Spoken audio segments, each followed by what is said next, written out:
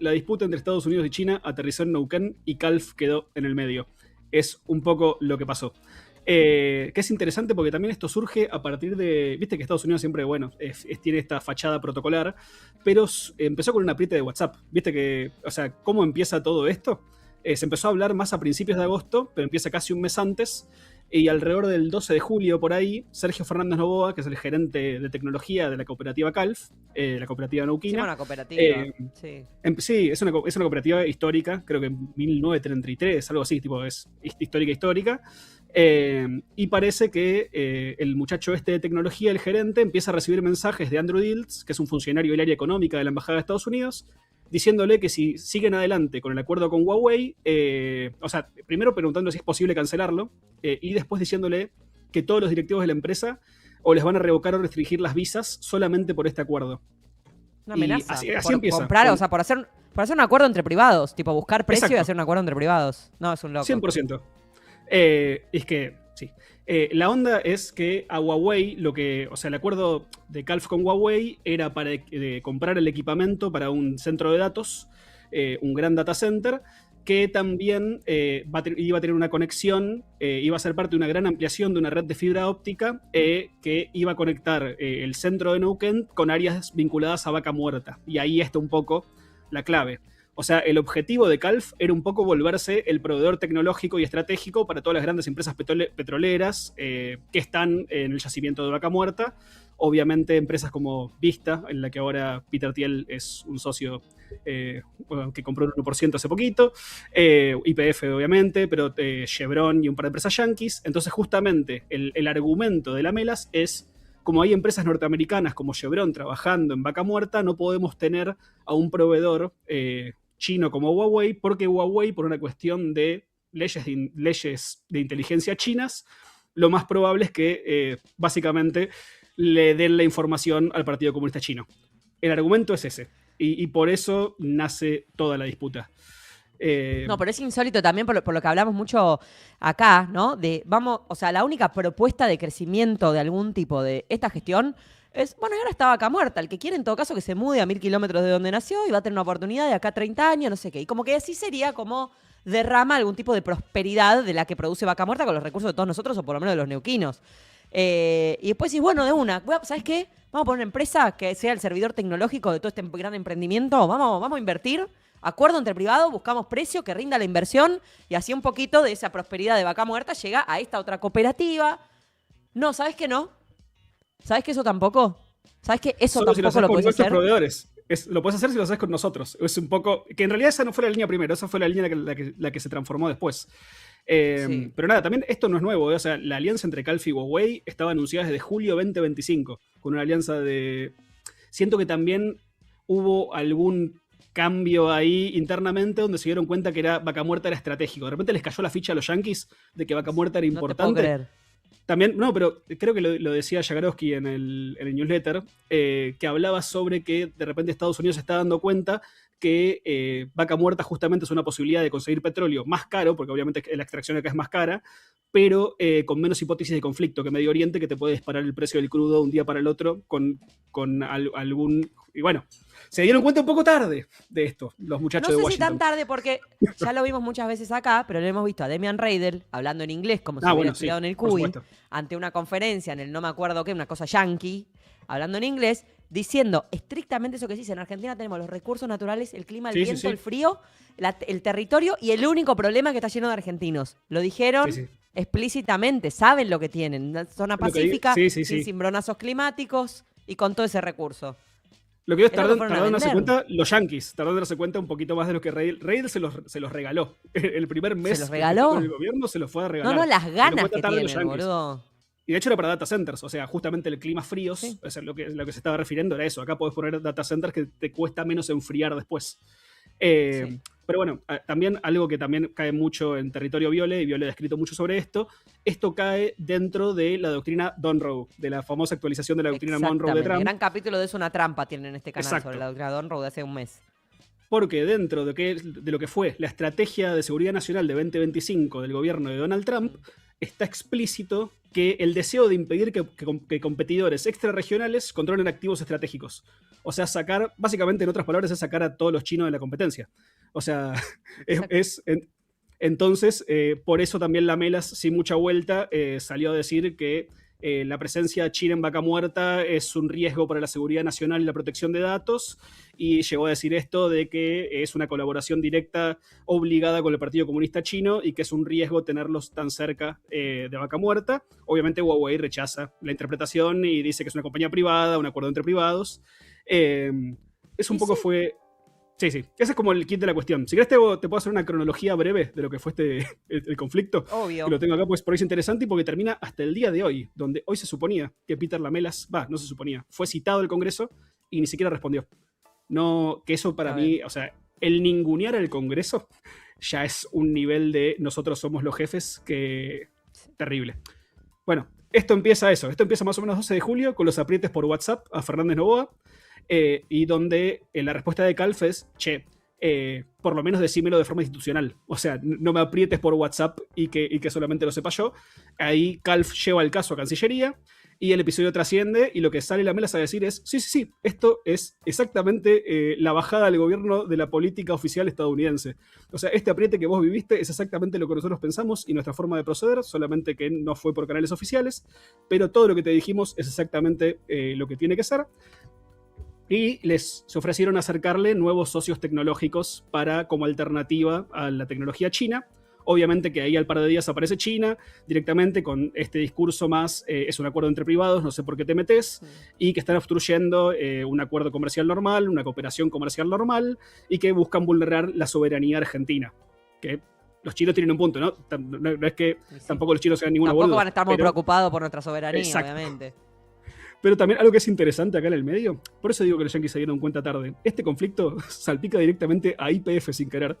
Fernández Noboa ¿Por qué? Sale a decir, porque YPF tiene un gran data center, que ellos le dicen el Real Time Intelligence Center, me parece, que está ahí en Vaca Muerta, un gran centro de datos y de monitoreo, y lo que le dice Fernández Noboa es, esto está hecho con tecnología china, solamente nadie se avivó antes.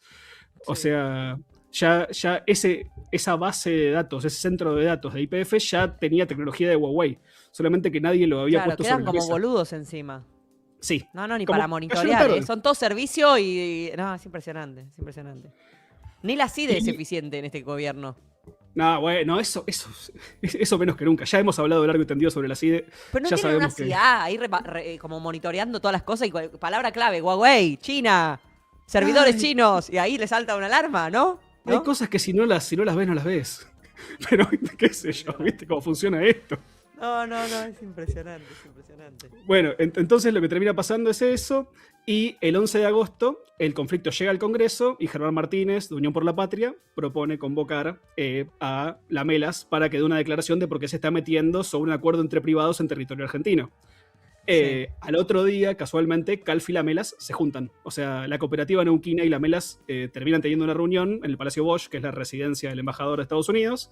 Y ahí Washington cambia un poquito la estrategia, ya no es hacer lo que quieras, ahora es si no vas con Huawei, te damos financiamiento, te damos equipamiento, te damos los proveedores, pero no metas a Huawei en Vaca Muerta.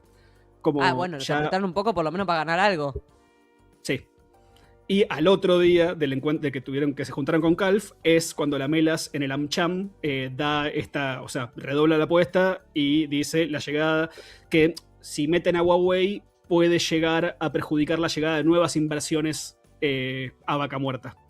Como diciendo, si los meten a ellos, es muy probable que no vengamos nosotros o que todo el capital norteamericano esté disuadido de invertir ahí. Por eso digo que... O sea, ves que nunca les alcanza. Nunca les alcanza. Entonces, no, es impresionante. Sí. Nunca alcanza con nada de lo que hagas. Y a la vez es tan sencillo. Es tipo, si Huawei da estas posibilidades, ¿por qué no las empatas? Y yo te elijo a vos. O sea, agarré porque es más barato, porque me da más servicio, me da más ancho de banda. Más ancho de banda. Sí, más ancho de banda. Fuera. Es que justamente también lo que responde Calf es, esto no tiene nada que ver con lo ideológico, es una cuestión de nosotros, y dice como nuestra plataforma es multiproveedor. Nosotros no tenemos proveedores chinos, vamos por precio-calidad, tipo, vamos por lo que nos ofrezcan. Y bueno, Huawei tenía mejor servicio de fibra óptica, sí. Qué sé yo, es como el internet que te llega a tu casa y que puedes pagar. Pero bueno, esto termina 15 de agosto. La Comisión de Asuntos Cooperativos de Diputados formaliza la convocatoria a la Melas, y hoy era el día en que tenía que presentarse, y la Melas no aparece. La Melas no solo no aparece, o sea, de la embajada dicen que por razones de seguridad puede no llegar a presentarse cuando hace la convocatoria, y hoy ni siquiera respondió. La Melas esto hoy miércoles, por si están viendo esto en el futuro, hoy es miércoles 19 de agosto. ¿Y qué? ¿Se cagó la Melas? No fue, no. ¿Arrugó? Ni siquiera es arrugar, para mí es, no tengo explicaciones que dar. Exacto. Para mí es bajarle el precio completamente, es la doctrina. Claro, no necesito el Congreso haga lo que yo diga. Claro. Exacto. Si el Congreso es el de Estados Unidos, yo que tengo que responder al Congreso argentino. Eso es un poco la bajada de línea de todo esto. No, es impresionante.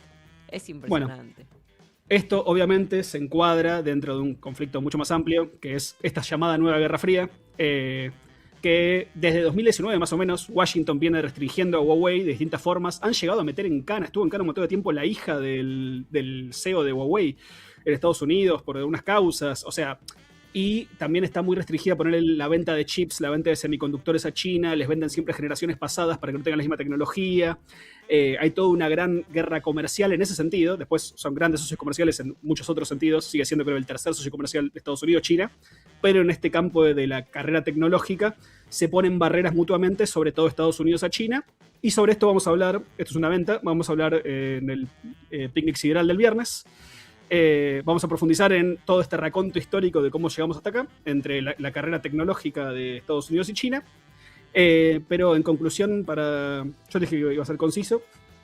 En conclusión de cómo termina todo este caso, por ahora eso, la Melas no ha dado la cara, se ha borrado. Mientras tanto, la provincia de Buenos Aires, el gobierno de Axel Kicillof, le adjudicó, antes de que la Melas pidiera excluir a Huawei de proyectos, le adjudicó a Huawei una gran licitación en un programa de almacenamiento de baterías de la provincia de Buenos Aires, así que por ahora con provincia de Buenos Aires sigue laburando.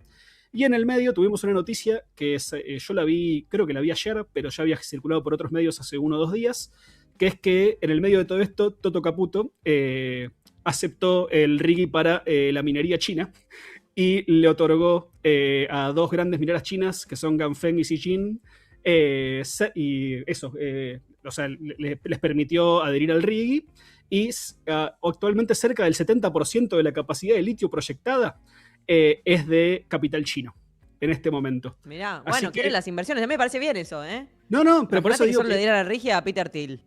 Bueno, yo digo que son menos. Obviamente Milei no dice nada de esto porque él le quitaría su alineamiento diplomático completamente enunciativo que tiene con Estados Unidos. Confía en que nadie se dé cuenta, como con lo otro.